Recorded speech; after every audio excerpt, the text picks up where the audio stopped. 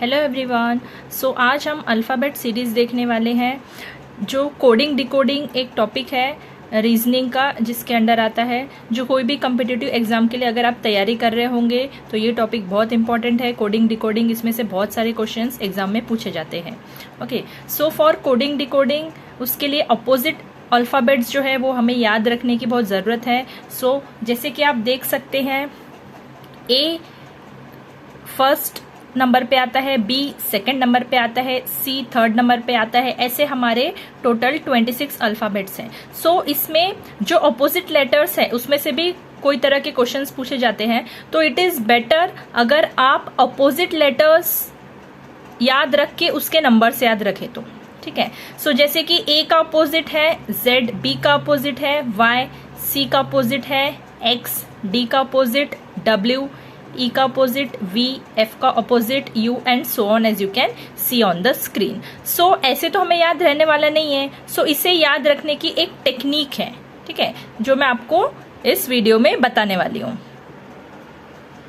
तो देखिए यहाँ पे जैसे कि मैंने आपको बताया, उसको याद रखने का एक तरीका है जो मैं आपको आज इस वीडियो में बताने वाली हूँ। सो सी हियर EJOTY, अगर आप ऐसे याद रख रहे हैं इजोटी, सो जो ई लेटर है वो 5th नंबर पे आता है, जे लेटर है वो 10th नंबर पे आता है, ओ लेटर है वो 15th नंबर पे आता है, टी लेटर 20th नंबर पे आता है और वाई लेटर 25th नंबर पे आता है।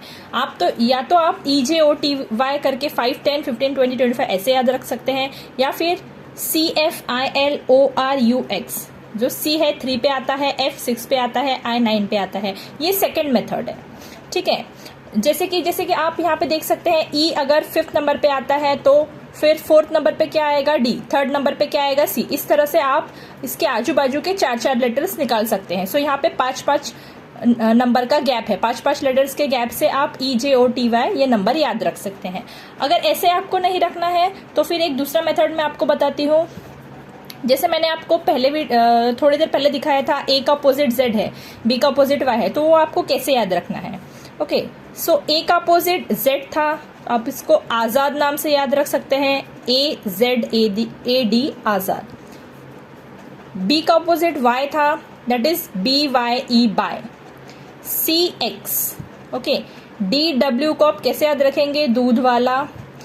EV को आप कैसे याद रखेंगे, इवनिंग। FU, F का अपोजिट U है, fun. GT road. HS high school. I का अपोजिट R है, इंडियन रेलवे। J का अपोजिट Q है, जंगल क्वीन। KP, अगर आप पुणे में रहते होंगे तो कोरेगांव पार्क, KP ऐसे याद रख सकते हैं। LO लव और MN मैन या फिर MN।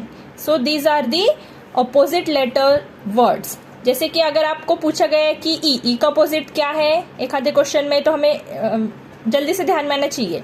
ई मतलब ई का क्या था, इवनिंग, सो ई का अपोजिट है वी, ठीक है। आई अगर दिया, आई से क्या था, इंडियन रेलवेज, ठीक है, Indian railways. So what is that, I का अपोजिट आर, या फिर आर रहा तो इंडियन रेलवेज। इस तरह से आप जो ये अपोजिट लेटर्स हैं वो आप याद रख सकते हैं for solving the coding decoding and alphabetical series questions.